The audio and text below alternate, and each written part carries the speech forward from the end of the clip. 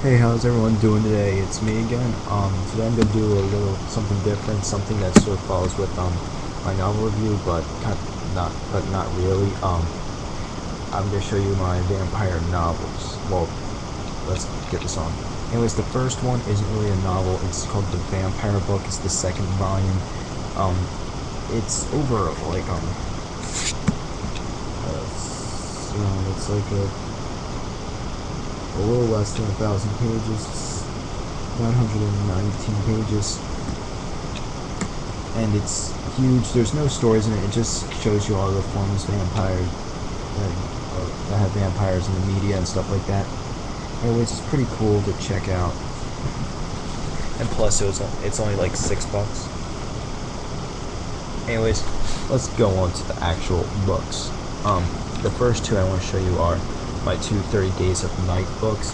Now, I don't have the graphic novels because I wanted to read the actual books first.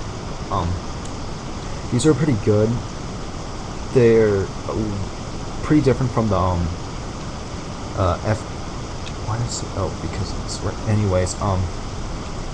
from the graphic novel, because this one's about the vampire serial killer type thing, and this one, it's about an FBI agent looking for a murderer, and he figures out that they're vampires. They're pretty cool and they're pretty creepy. I highly recommend these, only if you're a fan of the 30 Days of Night movies. Well, movie and graphic novels. Alright, now here's one of my favorite ones, Brides of the Impaler. It's written by Edward Lee. It's actually a modern book. And it's really good. It keeps you on the edge from beginning to end. It contains a lot of sex and violence. And what's weird about this is it hardly references Vlad the Impaler. It does at times, but he's referenced every once in a while. But still, nonetheless, very good. And it has like this twist at the end where everything comes together. And I highly recommend this if you're a fan of horror, vampires, whatever. And the next one is one of my favorite vampire novels, if not novels of all time. I Am Legend. This is one of the re-releases, and this book is really good. The movies, shouldn't even say an adaptation of I Am Legend, because pretty much all of them, besides Last Man on Earth, had anything to do with this. I Am a Legend, the one that's actually had the title, sucked so hard. I thought, this is where it's at. This is a masterpiece. It's a character study, which I think that's what they should put in the film. I really would love to see this done right, but I don't think we're ever going to get that.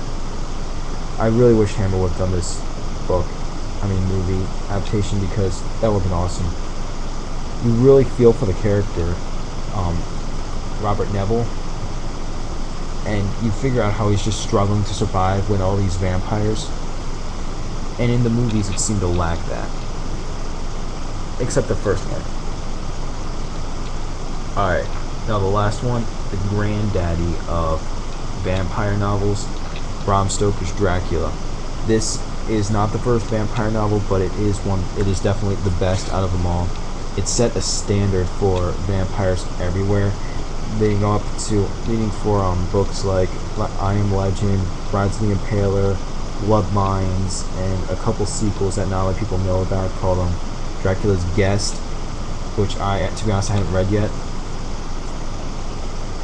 Anyways, this is a definitive vampire novel that I recommend to everybody. I don't even care if you don't like vampires, you have to read this. If you consider yourself a fan of horror, you'll pick up this book. Whether you like books or not, you pick this up and just say, okay, I have a copy of Bram Stoker's Dracula. It's right in my bookshelf. And you can be called a fan of horror. And if you're a fan of vampires, you can't even consider yourself a vampire fan if you do not have Bram Stoker's Dracula, or else you're a hypocrite. Anyways, these are my vampire novels. I know I don't have a lot because there really aren't that much that I'm into reading.